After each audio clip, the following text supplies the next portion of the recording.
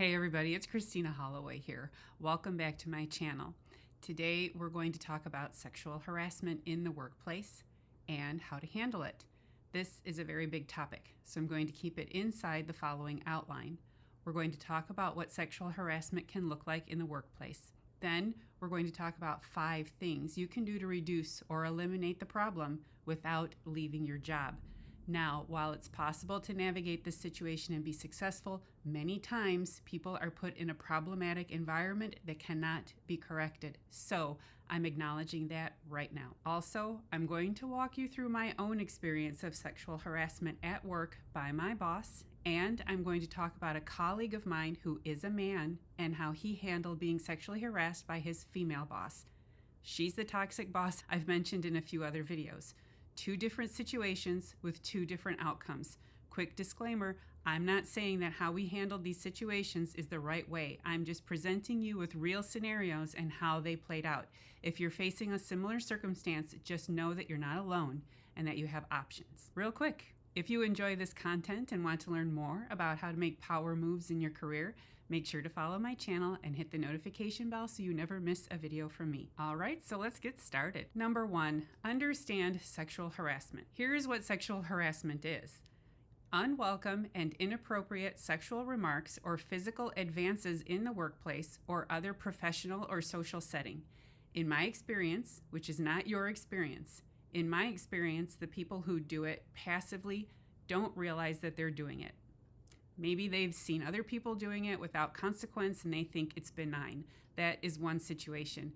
This is probably the least of the problematic situations because you might have an opportunity to remind that person that their behavior is problematic and they'll stop. Another situation, which is more problematic, is when someone who's in a decision-making position uses uncomfortable statements, particularly ones related to your appearance, attractiveness, or availability, to take something from you or get something from you as leverage because they're in a position of power over you. That could be someone who is the project lead, an influential client, your boss, or even the head of a department or division. This was my situation and my colleague's situation.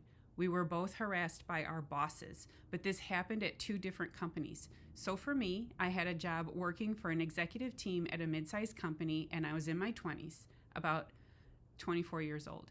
And I was given a new assignment with an executive who was nice, funny, charming, and social, but he constantly told me, I would be doing myself a favor if I just dated him.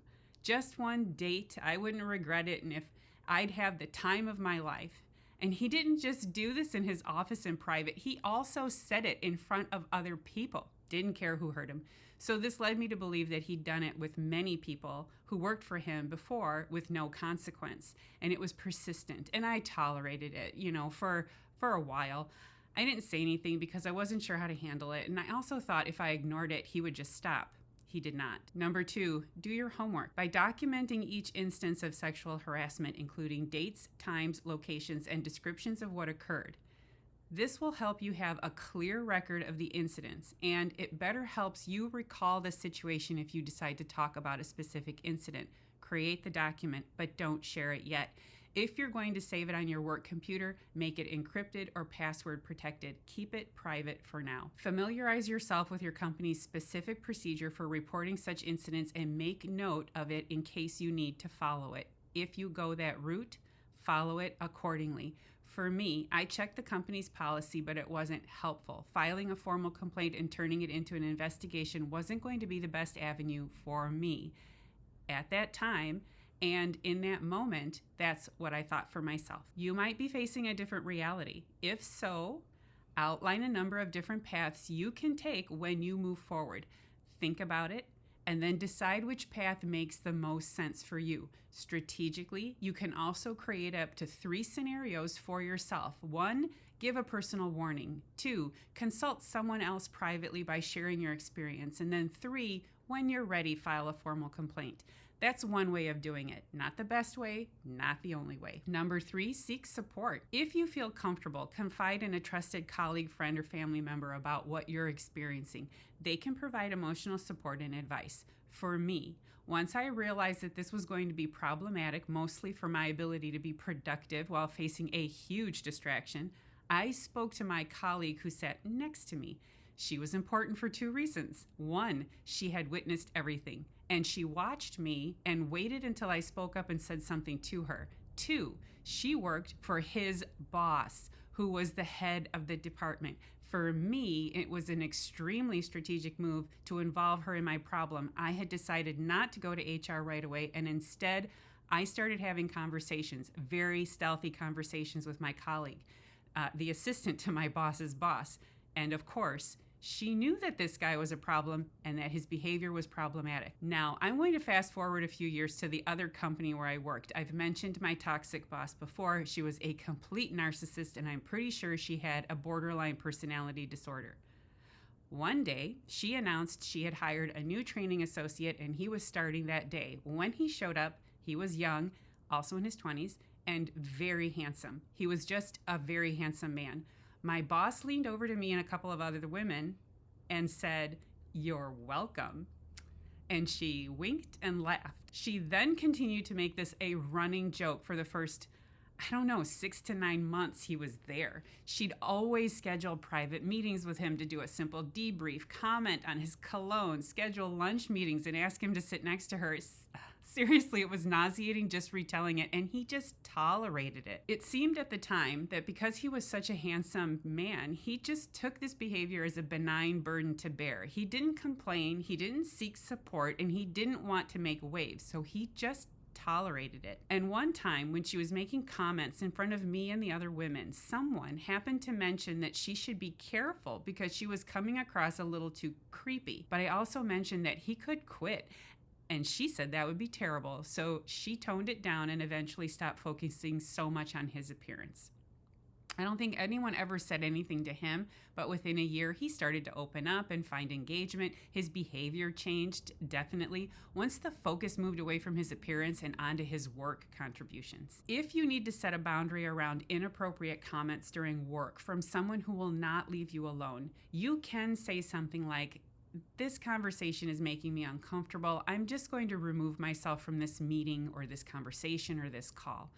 It's the beginning of taking control of the situation and changing the dynamic. Number 4, consult HR and file a formal complaint. As I've been sharing, it's clear that neither one of us decided to involve HR in our problems. For me, I made an appointment to talk with my boss's boss after having a conversation with his assistant who sat next to me. I sat in his office and I told him about each occurrence of how I was being harassed, when he did it, and who witnessed it, which was pretty much anyone within earshot. He had context because his assistant debriefed him before our meeting. And he just said, "I'll take care of it." About a month later, his assistant walked up to me and told me that a new executive was starting next month and would need help, and that I should interview to work with him, and here was the paperwork. So I took the paperwork, applied for the new position, and moved to another floor and another department a month later. My harassing boss was told to work with his boss's assistant permanently. He didn't get another new 20-something assistant after that. Problem solved? Technically. I was moved quietly, and his opportunities to harass more women was reduced considerably. I also believe his boss had a conversation with him. My colleague also never filed a complaint with HR. He never spoke up, and he never asked for help. He just quietly tolerated the attention. Now, you might say that it was a benign form of harassment, but even that can be distracting, demoralizing, and hurtful, and it can affect your performance and professionalism. If you find yourself in a serious situation where you've considered your options, you've tried to bring it to someone's attention, and you're now ready to officially make a complaint, then the first thing you're going to need to do is talk to HR. Know that when you take this route, it is going to be a formal process from here. You probably have an HR contact at the company, and you can start there. When you decide to talk to HR, you need to be prepared with a few things. You should have the company's policy in front of you so that you can connect the behavior to the company's guidelines on harassment. You can also have your documentation in hand to explain that you've been documenting the issue and can give real examples with dates and a timeline. In addition, you want to talk about the different approaches you took to deal with the problem before feeling that HR was your best path. If this matter does not involve your boss, you can also share that you've consulted with your boss who suggested you sit down with HR. All of these things will build up your case and help you be taken seriously. If the issue is with your boss and you sought help from someone else, like I did, you might want to mention that as well. If I had gone to HR back then, I would have only done it if my boss's boss had told me to file a complaint and mention that I spoke to him. That would have made going to HR an easier process for me. He did not do that, though. He wanted to handle it himself. At this point, HR might still not take direct action. They could very well tell you that the procedure involves giving the other person warnings to stop the behavior, harassment training for the person involved, and a PIP, performance improvement plan, as well as executive coaching to help rehabilitate the offender. Why? Because sexual harassment is also a legal issue, and HR will definitely consult with the legal team on ensuring they've done everything they can to bring awareness to the person before taking action to fire them. How do I know? I have been contacted by the general counsel of a few major corporations to help coach someone, usually an executive, who said something inappropriate and needs coaching around sexual harassment. Now, if the harassment continues after all that, or if you're not satisfied with the response from HR, you could file a formal complaint against the person. Follow your company's process for filing a complaint. Make sure that it's submitted in writing and include all the relevant details and timelines. Following this path will definitely involve the legal department. At this point, the company could decide that this person is a liability and fire them. Honestly, I've seen that happen, usually when it involves saying something inappropriate at a client event or in front of a major client, meaning if it affects the company's reputation and bottom line. Now, if you're a low-level employee complaining about a person in a position of authority who probably has a history of doing this, that was my situation, then don't expect miracles or vindication. If you're lucky, you'll get moved, and it will be handled quietly. If you're really making noise about it, however, you could get fired. That happened to one of my client's team members a few months ago. Her subordinate complained to the wrong person, and she was fired for performance shortly after that as part of a workforce reduction. Why? Because her skip level liked the guy and didn't appreciate the stories circling around like rumors. Was she right to do that? No. Ethically, she was super wrong, but she got away with it. If you're the victim of sexual harassment, it is important to have a plan and know what you're getting into. Number 5, find a lawyer. Once you've filed a formal complaint and the situation doesn't improve or you face retaliation after reporting the harassment, you may want to consult an employment lawyer who specializes in workplace harassment. They can provide guidance on your rights and legal options. If you've gotten to this point, honestly ask yourself if it's worth it. It might be, and that's fine. I've hired a lawyer and sued someone before for a different reason. It was a long, drawn-out process. It weighed on me and consumed my time and energy for a long time, many years. And when it was done, I didn't feel vindicated or heard. I was exhausted and felt beaten up. Was it worth it? I still think so, but it takes its toll. This is just fair warning. Pursue it if you feel that's your best path, but also be aware that it's going to be a heavy element of your life for the time being. Ask yourself how you're going to feel when it's over, and then keep that feeling close to you so you always remember why you're doing this. A bonus, find yourself again. A quick reminder here. Being young and inexperienced definitely contributes to whether you feel powerless in this situation. My colleague and I were in our early 20s and didn't want to lose our jobs. We also didn't know much about our rights and didn't have the means to hire lawyers.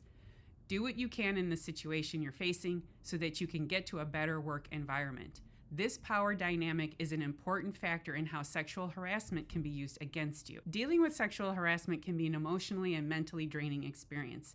Make sure to prioritize self-care and seek counseling or therapy. There is nothing wrong with getting professional help. Sexual harassment involves trauma and can cause a trauma response. Surround yourself with supportive people who can help you through this challenging time. Also, if you feel embarrassed or shame or even guilt, just know that it's normal to have those feelings. But also, this is a state of mind that you should work through. Don't listen to anyone who says you should just get over it. Do everything you can to find yourself on the other side of those feelings. It is not your fault you're being harassed. People are not sexually harassed because of the shape of their body, the look of their hair, or how attractive they are. People are sexually harassed simply because they exist. and it can happen to anyone. Sexual harassment is a lot of things, but what it isn't is a compliment. All right, so that's it for my video on how to handle sexual harassment in the workplace. If you feel comfortable sharing your experience and how you handled it, please leave a comment. There could be someone struggling today who would benefit from your experience. Also, if you've used a different approach from what I outlined, please feel free to share. I'd love to hear about it. And if you enjoyed watching this video and you found it helpful, please make sure to give it a big thumbs up by hitting that like button, and make sure you're subscribed to my channel so you never miss another video from me. Thank you for watching, and I'll see you in the next video. Bye.